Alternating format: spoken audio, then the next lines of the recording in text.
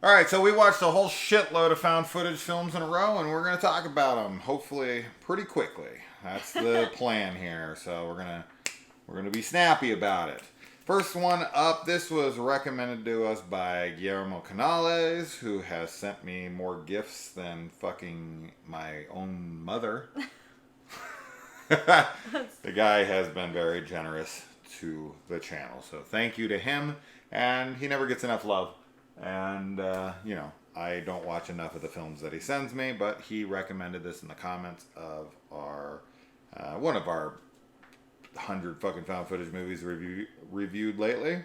And so this one is about a guy who survives an event. He made a film while it was occurring, and now he is touring this film around, and he's this big megastar because of this footage of real ghost paranormal murder. This has Casper Van Dien in it. That'd be the biggest name, and he plays Casper Van Dien in it, and he's supposed to be the biggest name in it. He's their star of their movie. Whatever the fuck that movie was called. Do you remember what it was called? Something crazy. Oh yeah. DeSantis Soul? DeSantis Soul? DeSantis Soul? Yeah, something like that. We couldn't quite figure it out. Yeah. Each time it sounded different. We'd have to look that name up. Yeah. What'd you think of the movie? I didn't really like it. Yeah. When we were watching it, we were talking about how the concept's kind of cool, that it's very meta, they're filming a documentary about a horror movie that takes place at a haunted hotel, and then stuff starts to happen there. So I like that concept, sure. But I feel like a lot of the effects were really cheesy and not in a good way. No. So it did take me out of it. There's one effect that's very early on, when things start to ramp up, that we both were just what was that? It looked like it came out of a cartoon or something. It immediately takes you out of the movie for sure. Yeah, and that's a shame. I think everybody's performance, aside from the psychic, oh my god, everybody else does a fine job. I don't really have major issues with their performance, but the psychic in this, you especially, but we were both very turned off by him. Hated.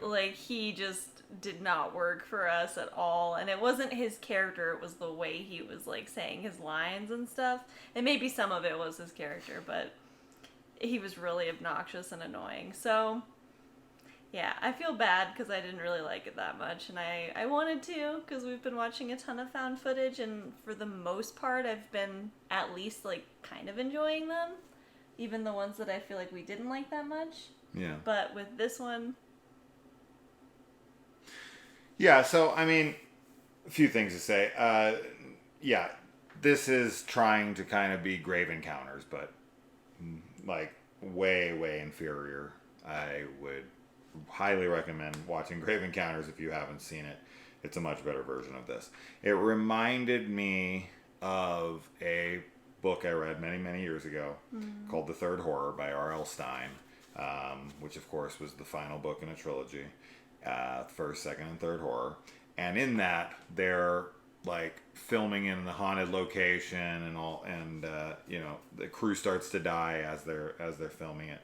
Now, in this film, one of my big gripes I actually have with the film, outside of the special effects that I didn't care for and the knockoff poor man's Houston Gray from Grave Encounters, the psychic, yeah, just, oh my god, I couldn't stand it. he was really bad.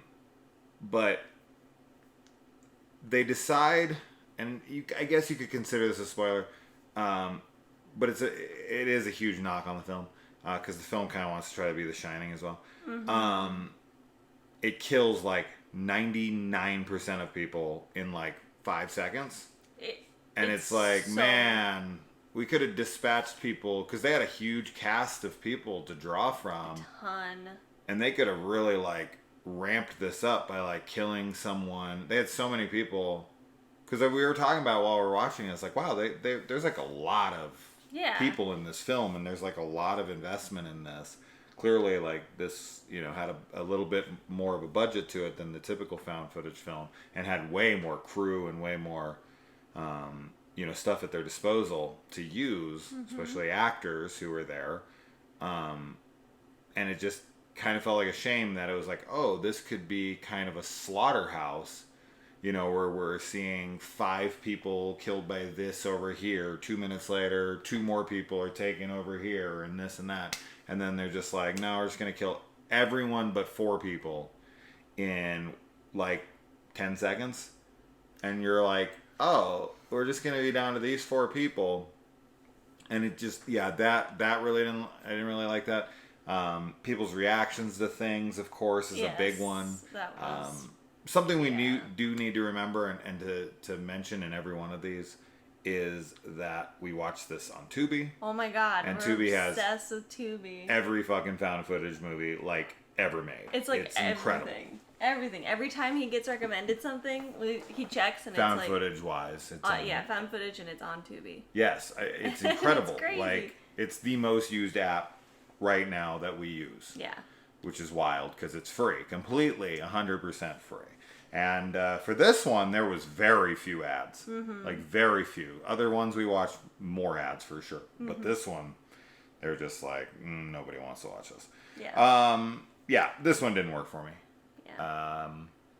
And I think that's really all I have to say about it. I will say, actually, I have one good thing that I'd like to say is that the demon, the practical effects for the costume, I actually did like how that looked at the end. This is a mixed bag on effects. It's I think weird. there are some cool ones. The practicals seem like they looked good. Outside of the hot sauce blood.